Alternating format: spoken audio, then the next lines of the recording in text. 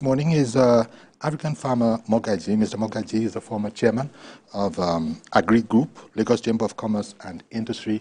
Great to have you again. You're very welcome. Thank you for having me.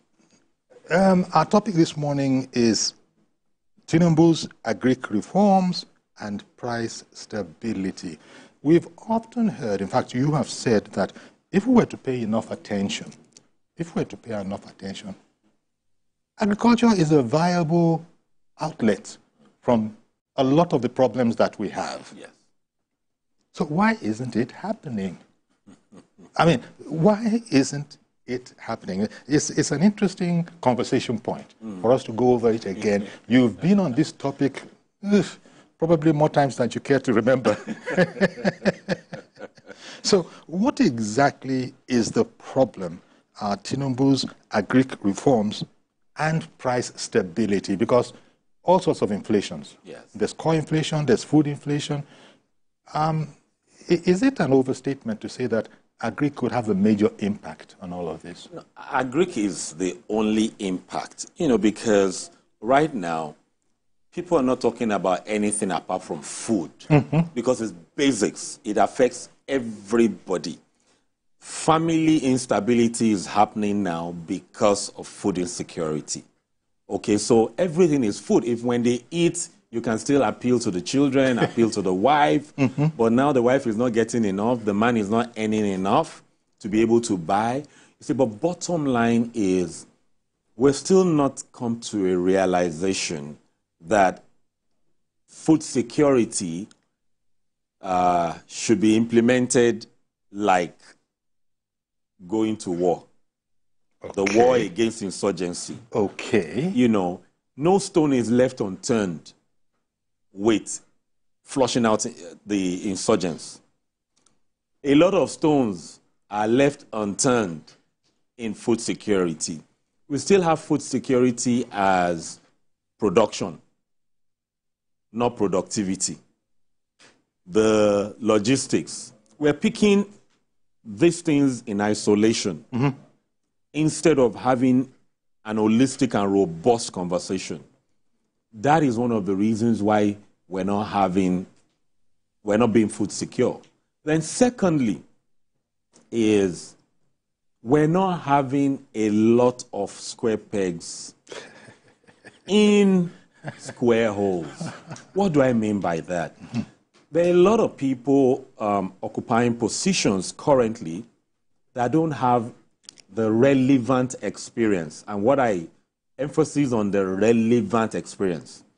Because in tough times, you need people who have weathered the storms, who have seen the good, the bad, and the ugly, and can position to maneuver things. Not freshers who have ideas. There's a place for people who have ideas, but not for them to steer the wheel. In terms of advisors, you see, there's little the federal minister or state minister of agriculture that they can do. Okay. That's why you have the advisors advising the president, the advisors, the assistants. My question is, have they gone through storms in this sector to occupy the position in which they are occupying? Do they have practical experience? Have they lost money before? In this economy, anybody seasoned in this country would have lost money. Not that they did not plan. Policy must have. If policy has not happened to you in this sector, you should not sit on any seat to direct. Because policy is the only constant thing in agric sector in Nigeria, spanning over 30 years that I've been monitoring, is that policy must somersault. And name it, you are not immune, no matter how rich or influential you are. That will hit you. Is that a Nigerian thing? Because one often hears this, especially when people invited to foreign direct investment are speaking. They say, well, that place is a very dangerous place. There are policy somersaults you couldn't have predicted for. Now, so I always speak from a balanced perspective. Okay. Now, it's a negative thing that policies keep somersaulting. It's constant that policy must somersault. If you don't plan with policy somersaulting, you are likely to fail. The flip side is, Once you know policy must somersault, you can plan with that also. Okay. It took us a long time, losing so much money and relationships to get to that point, but you know it will somersault. What I mean, sometimes it's not deliberate. Okay. Okay, like take for instance, this current administration with what they found themselves. Okay, when you are not in office, you can plan and do permutations. When you get to the office, you go to Discovery Channel. You just find out that, yeah. And when you discover these things, you quickly want to mitigate. You want to just make things go down. But the more you want to reduce the pressure, the more you unsettle a stable system. So bottom line is that we still need to have a short, medium, and long term and get a lot of people who have burnt their hands to sit at the steering of a lot of value chains. Wow. Now, let me just say that our other guest this morning, he's joining us remotely via Zoom. He's Mohammed Sanusi Ilo. He's an agronomist and the former program manager, Kebbi Agriculture and Rural Development Authority. A fine morning to you, sir, Mr. Ilo. We're just talking, as you can, as you must have heard, we're talking about the part policy might be playing in all of this. Weigh in on that. I was asking, is it a particularly Nigerian thing? Because oftentimes we hear that, policy inconsistencies make this not too, what is it now, attractive destination, investment destination. Now, just let me hear, you've heard African Farmer speak on it, African Farmer Mogaji, you've heard him speak on it. What would be your perspective on this same matter and how agriculture could, do something great for the problem we find ourselves in, Tinubu's agenda? Thank you very much. I think I've heard the last speaker. He has pounded a lot on the issue of policies. In the Nigerian policy history, you find that we have the best policies on paper. When it comes to implementation, a lot of problems are incurred. Okay. Apart from this fact, he has also mentioned our issue of people without capacity being placed in very sensitive positions, and that the outcome becomes that we have very poor output from those sources. That is very true. But for me, I want to, one, as an agriculturalist, as an agronomist, and a practicing farmer, I would love to look at this issue from the perspective of ground root problems as they occur. We want to help agriculture. And the best we can do for agriculture is to ensure that we have more commitment in the activity by individuals and then probably by the physical endowments we have, talking about land. We need to have more people committed to production. We need to have so many other issues handled with very precise actions. For instance, you talk about food security. Food security, which comes from what? Which comes from our general production. And that has a lot of activities within it. We want to talk about the farmer activity on the field. We want to talk about his efficiency on the field. Two things are of very important positions here. One, let's look at the situation of the country as it is now, the security situation. Farmers are not people who are found in the urban areas, who are found in the most secured part of the society. They have to live, they have to occupy some places to work, and that is where they produce, that is their farmlands. Farmlands are away from urban areas most of the time. And definitely with the current situation that security is lacking, I take very precise example of a few states as I'm talking now from Kebbi. Neighboring states, Zamfara, Niger, and Sokoto, including Kebbi itself, are suffering the issue of abandoned production areas because of security problem. So however security comes in the issue of policy, the situation as it is now is not palatable. So if there is no security, and definitely there is no security now, whatever efforts have been made to put it in place is ongoing. But farmers have abandoned their production areas because of insecurity. And the loss of this has definite implications. One, the farmer himself, who is able to provide his own self-food in the nation, taking away that weight, has lost his food.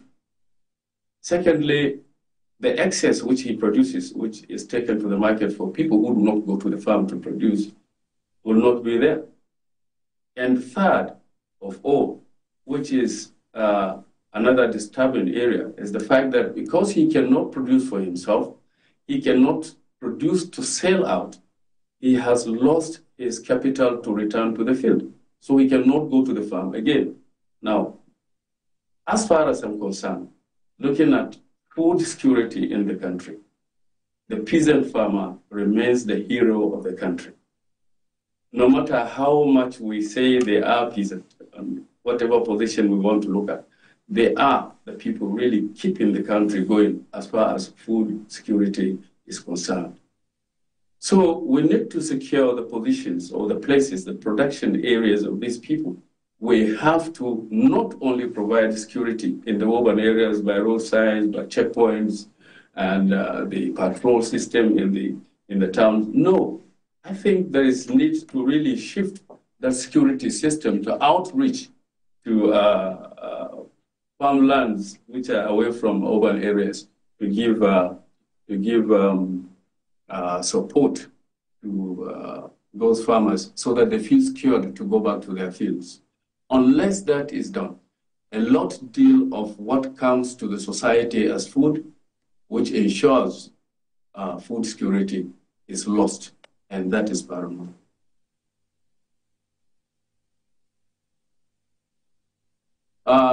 Secondly, let me go to the area of support. I told you I'll go to the grassroots of what food security entails as far as I'm concerned as a practicing farmer. The issue of engaging more people in more production areas, like I said earlier, is what will really boost our food level. But then there is also the need for support, which keeps the farmer going. Support in terms of agricultural inputs, which he will deserve, including extension services. Those support that should go to the farmer, irrespective of, I'm not being specific to state, irrespective of which political party governs. There is this tendency of directing support to only members of the winning party. I think in agriculture, the case should be different because the food is meant for everybody, irrespective of your political party. And when you go to the market to buy, it is what you find you buy, and who takes it there does not matter whether he belongs to this party or the other. Farmers should be well targeted. I mean, the support they are supposed to get should go to them. And usually, this support, when it comes, you find the contractors have found, supplying substandard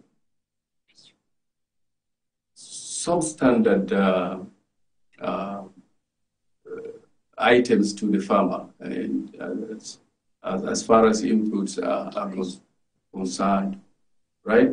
So I think it is important also to look at that aspect. Like I told you, I'll be dealing with things at grassroots level as it affects the farmer truly. So what the government must do here is to develop a reliable farmer database. And with that, the farmer really access whatever support the government intends to give. Minus that, you find a lot of such support will be missed along the way. And if that is done, all the government effort will not be felt eventually by the farmer. Okay. Well, and I think these two issues I feel are very important: the security and support from the government, and then the targeted farmer should really benefit from what is intended. Thank you. All right, then. Thank you very much. We'll come back to you, of course. Now, Mr. Mogaji, what he's saying there, it actually mops up a lot of what you said as well. And I especially noted that aspect of perhaps there are too many people in the sector, in the official agri sector, that really, I hesitate, but I think they refer to colloquially as round pegs in square holes, or if you want the other way around. And one begins to wonder, is this as a result of the political obligation of our leaders to, behave in a certain way, whereas these are specialist areas that experts say, look, by all means, there might be political aspects to this, but as he pointed out, as Mr. Ilo pointed out, the food that will be produced is for everybody. Yeah. It's not for a member of any particular party, but he said that in there is a tendency to favor certain farmers. Now, that surely cannot be as a result of good advice. And so how do these things happen? And it seems that this crucial, all-important sector is not being treated with the expertise that it calls for. Yes, so when it comes to, it's the people, sometimes not the leaders. Okay. It's the people. I've seen a bit around the governor means well, the commissioner means well, but once it's signed off, the president means well, the minister means well. Once they sign off, okay. They must implement through a system. Yes. It is the people in the system. Basically, no consequences. That's what makes things, go for long. The truth is, based on how Nigeria is, based on what this current administration inherited, there are some positions that we need politicians there. Okay. Even though it's Agric, but we need politicians because a lot of politics has happened. So we need politicians who are administrators. I add that clause. To be able to balance and manage things. Okay, if you bring a technocrat there, the technocrat will fail woefully because he just knows the job. He doesn't understand the politics and the administration. We found, even recently, we found technocrats come that don't understand that this is mainly politics. Agriculture is politics, even in the US. We cannot separate it. We just need to have people who have the interest of the nation and understand portfolios.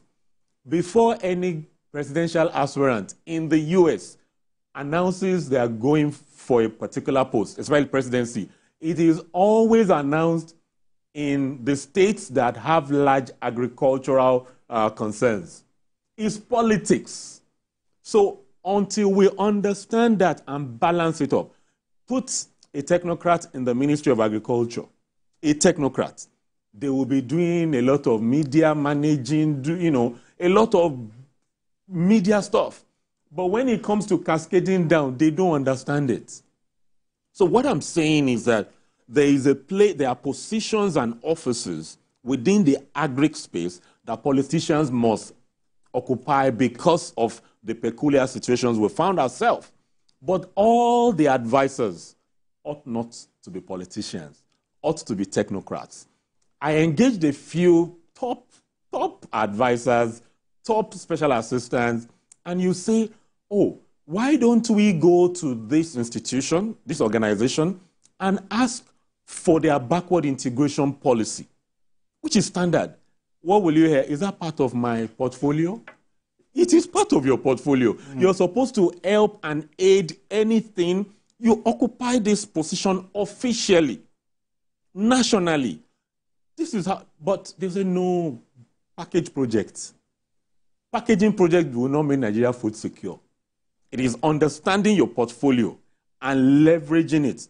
Visiting an organization to say, oh, what's your backward integration policy? Because that backward integration is what ensures that the organization funds the farmers, funds the system, reduces money coming from government, and ensures that private sector funding goes in.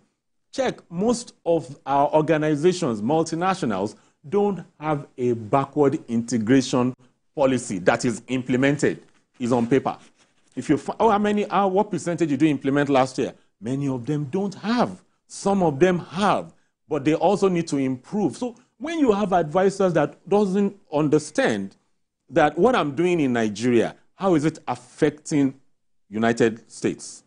This policy that the administration wants to implement, how will Netherlands government react to it? So before you take your decisions, these advisors are meant to say to you that, sir, this policy you want to implement would affect our partners in Europe. And so we need to balance all this. And so we're not having many people who have these backgrounds, and that is what is affecting what we have now. Okay. We're going to come back to that, but I'm being told now to take a break. So I'm coming right back. Mr. Mohammed Sanusi Ilo, I'll come to you as soon as we come back. Okay, welcome back. And we're looking at President Tinubu's Agric reforms and price stability. The implication of that, of course, is that if the reforms are working, it could have an impact on price stability. Now, where we ended up just before we went on break, I wanted to bring that across to Mohammed Sanusi Ilo. In fact, what African farmer Magwaji was saying, it seems to introduce, it seems like it's counterintuitive because people think of agriculture as agriculture. He added diplomacy into it, that there actually is an aspect of it that, you know, could that could concern diplomacy. You have to be aware of everything that you're doing and the impact it is going to have on, you know, other partners, global partners. Weigh in on that particular aspect,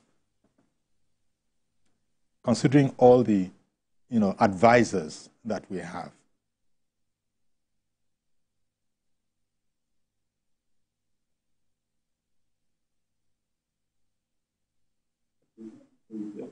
Okay, I'm sorry. It does appear that the sound is not reaching you. Can you hear me now? Yes, yes. I can hear you now, not very clearly. Not very clearly, so sorry about that. Okay, I can hear you now. Okay, cool. Well, just before we went on break, African farmer Mogaji was explaining how there's a diplomatic aspect, contrary to what many people might think is the case, to agriculture. Apart from the know-how, the knowledge, the straightforward aspect of putting something in the ground and it growing, that's what a lot of us think of as farming. But there are other aspects to it, and not least of which is the diplomatic aspect. I'm afraid that one, that hit me sideways. I didn't think of agriculture in that light. But when you start thinking of something that we are producing, like you look at the Netherlands, for example, as he was explaining, and, you know, they, in their own milk production, might not, fully endorse our wanting to go into that area as well. Could you just weigh in on that whole aspect? It might be one of the clues to why we are not doing as well as your sound is not good enough. Sorry, it seems that there's some sound leaking in. But did you hear the question? I'm not getting you well because the sound is not really clear. Oh dear. The sound is in and out, right? So, yes, sometimes you sound clear and then it fades out. So I can. Okay.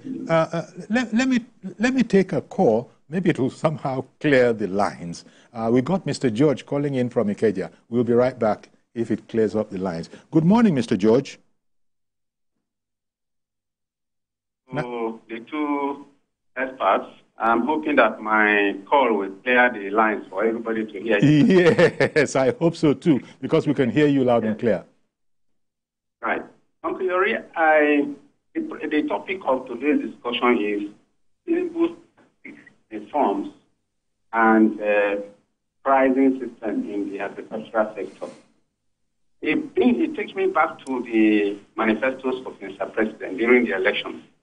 I remember seeing something like commodity boards in that manifesto, which the president said he was going to implement. The commodity boards would act as buffer, bridges between the producers and the consumers in order to be able to manage prices, to avoid what recently happened to agricultural products, prices of agricultural products. I don't know what has happened to that. The Minister of Agriculture has not even once spoken about that since the administration took off. I know that there is insecurity in the farming system, but the one we are able to produce, why is the community board not coming on board to manage that one, if only to tackle the inflationary trend in that sector? I think you need to help us further, Uncle Yori, to bring somebody in government that can answer this question. Thank you. Well, thank you very much. And let me just check with Mohammed Ilo. Can you hear me better now? I hear you now, but I couldn't really. I heard the last speaker talking about bringing in something like that, but I think as you're speaking now, I heard you. Okay. Now I am having something of a slight difficulty in hearing you myself. But the question was the aspects. Have you heard me? You heard me, really? Yes, I can hear you. You can hear me. I can hear you. So I'd like you to weigh on some aspects of agriculture that is not plain to the ordinary person who perhaps might not be a consummate Agric professional understanding how there are actually diplomatic aspects to agriculture. People might say, what are you talking about, diplomatic aspects? You're on a combined harvester or whatever it is that you're on. What does diplomacy have to do with that? But I've just been hearing this morning that it's actually not like that at all. That there are things that people need to take diplomatic knowledge of, and that might be lacking in some of the experts that we have. They might be expert quite all right within their field, but when you throw it in the mix, are they really, the best that we have? Now, if I understand what you're talking about very well, like the last speaker was talking about the technocrats having to do very well when it comes to doing what they have to do in the office. But getting down the line to outreach to farmers is another thing that you need to know how best to do it, how you relate to them, and probably we talk about, say, for instance, government support to the farmer. Government having done what it's supposed to do, awarding contracts to supply what has to be supplied, which is meant for the farmer. That is one aspect. The other aspect is how very well really can you handle the issue of ensuring that the farmer gets what he is supposed to get at the right time, in the right quantity probably, and the quality he is supposed to get. To the technocrat who sits in the office, after being supplied with whatever quantum of liters of, for instance, herbicides or any item, he only can reason with, that's how much I said should be given. But what is the quality of what he is receiving, he doesn't know. Somebody else will have to do that, and you will really have to bring him close to you to understand what that means, to satisfy the standard that is required to be made so that that item will be of benefit to the farmer. Now, like I said, and I will keep mentioning this, when you come to give out these issues, there are so many structures. That is when it comes to now the issue of diplomacy, having to deploy the services of other people and work with them, effectively, so that what you want to do, which you are targeting, will really get through very well. Many a times, this which is given to the farmer in terms of support, either by subsidizing that item or giving for free, the intended service is lost along the way. When you don't have generated data, for instance, farmer data generation, which will tell you about every farmer you have, what he does, his field size, and therefore his requirements. These are very important. We take them for granted, but they do a lot in ensuring what really becomes of what support the government has given and what the farmer can be able to do with what he has been given. So it is now diplomatic that you draw probably the interest groups, the associations close to you, bring them, and then you understand the structure you're going to use in trying to streamline these items to outreach those for whom they are meant. That's the grassroots farmer. I keep pounding on the grassroots farmer because once you don't find efficiency in the final target or on the final target, being the farmer, a lot of what is being done or that which will be done will be wasted.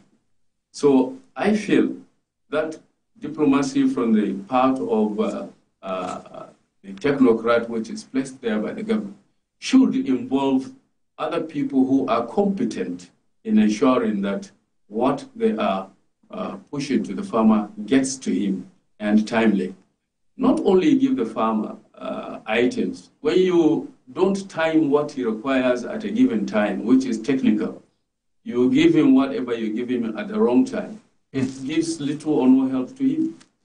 So it is very important that we bring people together. Every person or everybody that is, of help to what we are trying to do, bring him in, and that ensures some item of diplomacy into the execution of your intended support. Wow. Well, thank you very much. You see, this is turning out to be a conversation on some of the errors that possibly might have been made in the setup that we find ourselves in, although that's a difficult thing to say, considering that there's so much expertise, in government and perhaps in governance. And so when they come up, when we now, after the fact, are beginning to identify some of those areas that might have landed us precisely where we are now, as I said, it can be a bit delicate because there's such a wealth of expertise, experience, not to mention political savvy involved. But there again, you begin to say that political savvy, did I just add? Well, how would one put it? Because the impression that could be got is that we have landed where we are. Things could have been a lot better if only we had paid attention to certain other things. But then in order to do that, you have to know about it. You have to know that these are pitfalls. Mm-hmm. You see, that is where I was saying that it's a difficult thing, because how will you say that those that are up there don't know the onions? So they may know their onions. So take, for instance, you can be an expert in tomato production, but don't have the experience managing tomato project nationally. Okay. Do you get? One moment, please. I'll remember that tomato example because I want to bring in Professor Edmund, who is calling in from Enugu, and I don't want us to lose him. Good morning, Professor Edmund. Oh, yes. Good morning, Mr. Yori. Yes, sir. Go ahead. Go ahead, please. Yes, good morning, Yori. Thanks for the opportunity. Our pleasure. Please go. I've been listening to the two of your guests. Yes. But it seems that for the average Nigerian and for people watching the television, let's go back to the topic. Tinubu's Agric reforms and price stability. That is the topic. So our emphasis, discussions should be centered on that topic that we brought out on the screen. Yes. We haven't said that. Let me start by saying that the stomach is regarded as the brain of the body. So what do I mean by that? That the stomach is regarded as the brain. If the stomach is adequately taken care of, the brain will eventually function appropriately. But as it would, many Nigerians are hungry. Nigerians are hungry because of food insecurity. And this food insecurity is as a result of a lot of factors that federal government, state government, and local governments have not been paying attention to. Because food is not a federal government affair. No. Agriculture is not a federal government affair. It is both for federal, state, and local government. So there should be a synergy between these three arms of government. And again, I ask myself, where is commodity boards that we used to have 60s, 50s and 60s? Where is the price stabilization board that used to manage prices in Nigeria? Where is commodity boards that farmers rely on to market their products? So having said that, we've neglected agriculture for so long in this country as a result of oil. We think we breathe oil, and that is having a serious negative effect on the agricultural sector. And agriculture is a big business. It's a big business, a big-time business. So we must go back to the basics. We must go back to where we lost it. So we lost it entirely. So I'm glad that the president is talking about reforms. But the reforms are not yet open to Nigerians to know what area of reforms he's talking about. So we want to know. Okay, Professor. Okay, Professor Edmund, thank you very much. And now to return to, I stopped you where you were saying that, for example, a tomato project does require expertise. So you can know about tomatoes, but have you managed a 500-acre tomato farm? You can manage it in the south. Have you managed it in like Gombe, the core north? Climate differs, culture differs. So when you are now put in an office where you are a southern person to administer a national project, and you are used to, fairly small, but now this is scale, the human capital management, the culture shock, you will be bringing experience of south to force it on the north. It doesn't work like that. Or the middle bit. So bottom line is that we need more people with experience and expertise. Your caller and the prof, they both spoken about the commodity boards. Now let's get it fundamentally right. Commodity boards function where government has been involved. If government is not involved in some measure of support, either subsidy or tax reform, government cannot influence or control prices. If you went to source 20%, 30% from the bank or individuals or financial institutions, government can tell you how much to sell. It's market forces. So when we had commodity boards, government was supporting in extension agency, government was not supporting directly. They were supporting multinationals, SMEs, and private sector. They were working through them. Right now, government is working, over the years, spanning 20 years plus, government has been trying to work directly with the farmers. How do we believe that? So when we give input directly to the farmers, who is accountable? Nobody. When you give it to private sector to implement and monitor, there will be results. So currently, we cannot, where are the commodities to put the prices on? We don't have enough of almost anything. So the model we've been using has not been working. And so we need to rejig it. So the last administration brought in the Anchor Borrowers Program, which ideally was a good project, but implemented in a bad way. What do I mean? Now, the Anchor ideally is supposed to have relationship with farmers. You just don't bring someone with large pockets to say, go and aggregate 10,000 farmers.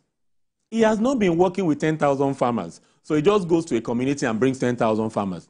What needs to happen with the Anchor borrower is we need to work with the middlemen, the people we try to, get rid of. With what we have, the middlemen are the ones that buy from the farmers, even when government is not consistent. Okay? So the farmers trust them. What government needs to do is find people who can lobby these middlemen. When I was farming wheat in Jigawa, the middlemen gave me fertilizer on credit, gave me insecticide on credit.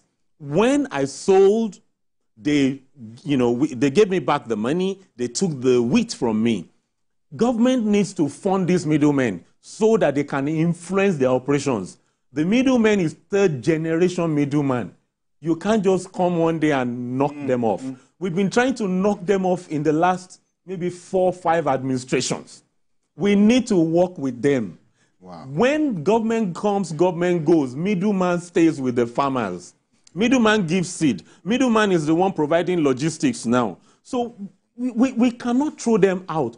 Until we begin to work with these middlemen, we will not be food secure. Everything we do, middleman. Even private sector. When private sector is bringing money, it's the middleman that buys. When government interventions, subsidies and co comes, it's the middleman that bails out the private sector. So we have been demonizing the middleman for too long that we need to move our enemies close to us. Politicians do that best. During election, they parley and negotiate. We need to bring the middlemen together and work with them for Nigeria's food security. However unpopular that is. Okay, then. Well, Mohammed Sanusi Ilo, let me give you the last word on this. I can see that you're smiling. Let me give you the last word on this. And I actually was a bit surprised when I wasn't too surprised because, you see, in the commercial sector, private sector people, they market differently in the South as opposed to the West, to the North, for example. They don't do things because you've sorted out how to, and let me just mention the product. The fact that you market Omo in a particular way successfully in the South, that's not the way you market it and expect a degree of success in the North. I think that principle was embedded in what African Farmer was saying. When government brings people with the expertise, where is that expertise resident? And are they going to adjust it before going on? Let me leave enough time for you to comment on that aspect. Thank you very much. You see, he has just finished talking about Anchor Borrower Program and then what really happens in there, pushing away the middlemen. Middlemen will be replaced in another form. It's not to say they are totally away or out of the system.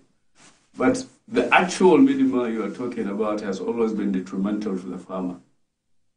The fact that the farmer harvests and the middleman will want to buy the farmer product always at a low price, and then, you know, after a little time, he capitalizes on the ownership of these things and then makes the best of profits. Now, there are other structures that can be put in by commodity associations, that interest groups that can come, like you said, should be supported by the government. The same support that will go to the individual middleman can go to these associations so that they build themselves up. All they need to do is to sell a little out of what they have to take care of their problems immediate, and then keep their produce for some time so that they make best value out of it. The bitter truth is, the more you downplay the prices on the farmer, the more you are incapacitating the farmer. And that is to say, you are refusing him returning strongly and better to the field to return to you tomorrow what you are waiting for. That's the food he is producing. Well, it all depends on how you understand it, but the system can really accommodate the middleman in whichever forms he can. But the determination of how much the farmer sells his item, is it an agreed thing when you are given, like you are talking about, the middleman having given you inputs, agrochemicals, fertilizer, and what have you. But at the end of the day, when you have to repay, I don't know who determines the price. Is it you, is it him, or is it the open market? That is where the problem comes about whoever comes as the middleman. Once that is really tackled properly, anybody can be a middleman, and then the farmer will really survive. What we are talking about principally is the survival of the principal actor, and the principal actor is the farmer. Why I keep saying the peasant farmer is my hero, and that is the person that really feeds the nation. And we have to look at the problems of whatever thing we're going to look at the local government level, at the state level, at the federal level. We have to look at how best the interests of the farmer will be or can be protected.